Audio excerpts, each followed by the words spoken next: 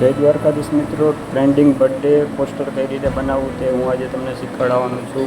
જો તમારે ફૂલ પ્રોજેક્ટ કે ફૂલ એડિટિંગ ગ્રુપ કઈ રીતે બનાવવું, રેક્ટેંગલના કઈ રીતે યુઝ કરવો, જે કંઈ તમારે શીખવું હોય તો તમે કોમેન્ટમાં ફૂલ પ્રોજેક્ટ લખજો, એટલે હું તમને તેના માટે પણ ટ્યુટોરિયલ્સ વધુ ટાઈમ ન બગાડતા આપણે જઈએ પોસ્ટર કઈ રીતે બનાવવું. સૌપ્રથમ તમારે જે ફોટો જેનો બર્થડે હોય તેનો સારો એવો ફોટો બેકગ્રાઉન્ડમાં લાગે એવો ફોટો સિલેક્ટ કરવાનો છે. પછી જેને સૌપ્રથમ નીચે લઈ જવાનું છે. હું તમને આની XML ફાઇલ તમને ટેલિગ્રામ અથવા મારા યુટ્યુબના ડિસ્ક્રિપ્શનમાં નાખી દઈશ, તો તમે અહીંયાથી પણ ઇમ્પોર્ટ પ્રોજેક્ટ કરી અને તમે આ પોસ્ટર બનાવી શકશો, જેથી તમારો ટાઈમ ન ખરાબ થાય. બરાબર, હું તમને સૌપ્રથમ કહું છું એ પ્રમાણે તમે ફોટો લ્યો.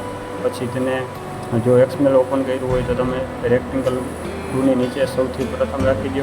પછી ગ્રુપમાં કઈ રીતે ફોટો ચેન્જીસ કરવું એ પણ હું તમને શીખવાડીશ. ગ્રુપ પહેલાંમાં જઈ પછી અહીંયા તમને શો થતું હોય છે એડિટિંગ ગ્રુપ. બરાબર, એડિટ ગ્રુપમાં જઈ તમે જ્યાં ગ્રુપ 1 લખેલું દેખાય છે એમાં ટેપ કરી અને જે નીચે અહીંયા તમને દેખાશે ફોટો, બરાબર, એ તમે ઉપર છે એમાં ડિલીટ કરી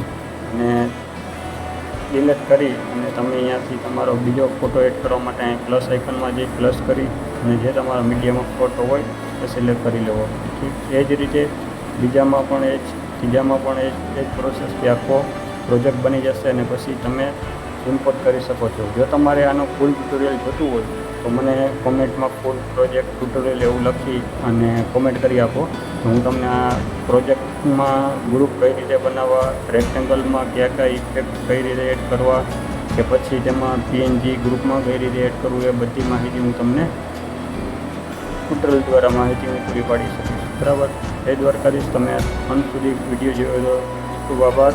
જય દ્વારકાધીશ.